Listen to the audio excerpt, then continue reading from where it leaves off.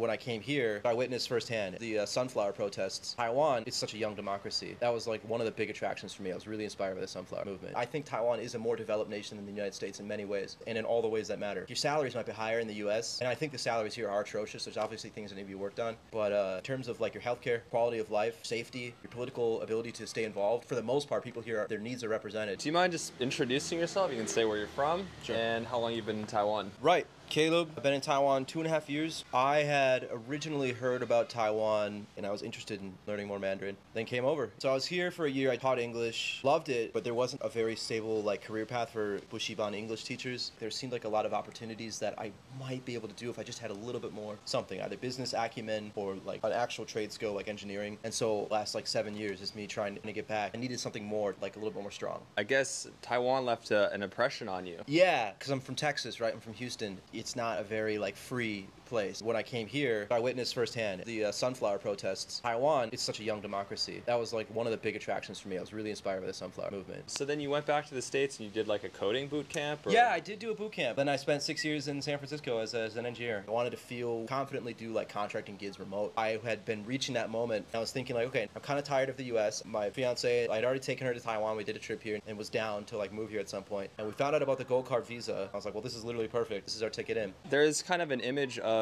digital nomadism going to places like Thailand or Right. Bali, but you decided to come here. I'm made very uncomfortable by when you like have USD behind you and then you go to a place else you are like extraordinarily rich. Taiwan felt more like equal footing. Really, honestly, I always keep that in me, but I think Taiwan is a more developed nation than the United States in many ways, and in all the ways that matter. Your salaries might be higher in the US, and I think the salaries here are atrocious. There's obviously things that need to be worked on, but in terms of like your healthcare, quality of life, safety, your political ability to stay involved, for the most part, people here, their needs are represented. And then not to mention the big thing for me was motorcycling. Like the roads all over the mountain are high quality. I think that agency, those guys might have like some fraternity and sorority of we keep the roads running, because I see them out there like rappelling up landslides, so they keep the roads spotless. I used to ride California all the time and it was so bad. They're just big potholes. If you crash your scooter, you're gonna get healthcare, you know, whereas in the US, you know, someone would crash and the cops would show up. I remember like trying to treat this guy had just like broken his leg on a bicycle. I was telling the cop like, can you get your first aid kit? And he's like, we don't carry first aid kits. And they're all standing there watching us. I was like,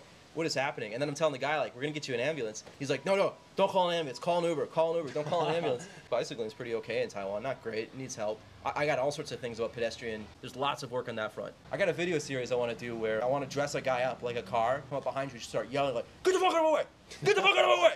Because that's what a car does. You're like walking and suddenly there's a guy beeping at you and you're like, what? Like, I'm supposed to get out of your way? Like, I'm walking here. I think a lot of my projects here and a lot of what Crossroads does as well is trying to point out that there's fervently passionate people like me that are like, I have time, I have resources, I want to give it to Taiwan, and we're having trouble connecting with where we can give that effort and energy. The primary obstacle obviously is Mandarin, and that's why the Bilingual Nation Initiative is still kind of a cool idea, right, to like help integrate people that don't speak Mandarin. I think Taiwanese bureaucracy is, there's so many catch-22s you hear about. So one of my projects is like Taiwanese websites are quite inaccessible from a web accessibility standpoint. Like grandmas who don't got good thumbs, you know, struggling to hit those tiny buttons. So I have a project where I'm like cataloging all these issues and I'm trying to tell like some government agency, I'll fix them for free. They'll be like, oh, what is the contractor's role? We don't want to increase liability. And there's like all these bureaucratic reasons. And if you're trying to get good things done, like the best thing to do is just do them. That's interesting though, as a foreigner, you're here and you want to make this contribution to a society that you've moved to. I feel like I'm not even doing that much, to be honest. People like Tom or whoever, those are the ones who are like really going above and beyond. They've completely dedicated their lives to Taiwan. Could you briefly describe your business and what you do out here? I run a software engineering co-op, and a co-op is a form of business where the profits are shared equally among all the workers, rather than a traditional business where the shareholders or the business owner takes all the profits. You hope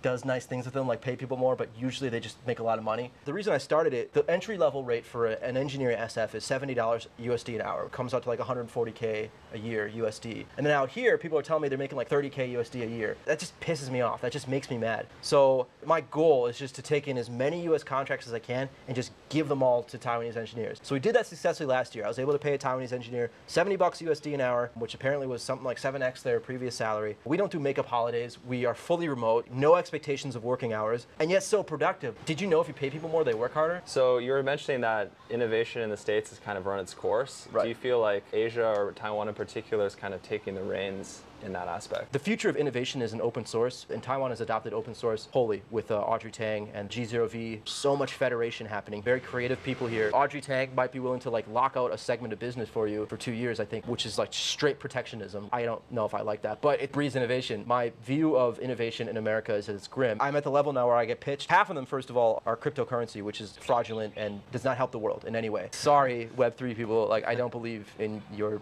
bullshit. The other like third are insurance. If America did get socialized healthcare, all those businesses vanish immediately. So there's another third of innovation in America that's pointless. Some good ones, there's some cool ones doing like cool things with AI. Some people doing cool things with IoT. Do you feel like there's a path to become like a citizen here, or what's your kind of more long-term view of settling down in a country that you like? My long-term plan is to live in Taiwan like for the rest of my life. I mean, my long-term plan is also to never die. So like, it's the kind of person that I am. I want to get like a plot of land to build a commune here, set up a space where like artists, engineers, and anybody can just come and work and live. I think Taiwan is a pretty good place to do that. But if I'm not a citizen, I can't buy farmland, for example. As much as I like to shit on America, I'm not going to give the passport up. If that's a requirement, then I won't become a Taiwanese citizen. I'm assuming that it's going to get easier over the years. I have a lot of faith that the issues that I take with it these days are going to get better. I don't have that in America, and therefore I'm not there. Like, I think America's going to get worse. What do you feel about like cross-strait relations then? Tammy and I have like some pretty clear like red lines for we'll leave. We're not going to stay in a country at war. As much as I love Taiwan, I would not die for any country. My personal belief is that there's no great risk of like an invasion. I think that the Taiwanese military is not prepared for an invasion. I've talked to friends that have worked in the military. I know what a joke military service is, how little training there is. That being said, like I'm not really worried about it because there's not really like an economic advantage, and economics drives everything these days. If the PLA invades, those factories are going down. What are things that like keep you here? What are some of the things you like about this country? Anyone that's talked to me knows that I'll preach how wonderful Taiwan is all day long. I'm really annoying. Love socialized healthcare. Thanks for letting me participate in that. I went to the hospital a couple times. Every time I get the bill, I just want to laugh. I'm just like, come on, really? U-Bike is phenomenal. I've never seen anywhere on earth that did it as good as Taipei. There's a lot of projects at G0V for like saving the languages. I wish people in America would do that. Food's good. Food is very good. I'm very food motivated, and night markets are really fun. In general, people like seem to have good faith in each other. They're quite nice to each other. Maybe they're not Americans, but they're just like hello to everyone they see. But like we had the two grannies like poke their heads in here earlier, and you know you can just be like hey, and they're like oh hey hi, you know they want to talk, right? Like that happens all the time in Taiwan. One time I was waiting at a scooter box, and like a dog was like let off the scooter to just like go in the grass and pee and get back on. All the scooters are like laughing. Like, oh, that's funny, you know. Like I think in America that like people have their barriers up. There's not this like machismo, toxic masculinity. I brought my family here. That was like, one of the specific things my mom says. She felt like she was cared for, despite being like an outsider completely and only there for like a week and a half. She felt like she could be on her own entirely without me there to help out, and like people would be like, "Are you good? Like, do you need help?" She felt really taken care of, and that's clear at every level of Taiwanese society, whether it be bureaucratic or like private. In an American airport, the first thing that happens to you is a cop screams at you in a language you don't really speak. And like here, like your first interaction is the guy that gives you the little green card, like, okay, like just take this and give it to that person. You're like, great. And people are patient. You try to speak French in France, people just fucking laugh at you. Like here they laugh at you, but they're laughing with you. People are really friendly to my Mandarin. I got my motorcycle, got my fiance, like I got my lizard. Like what else do I need?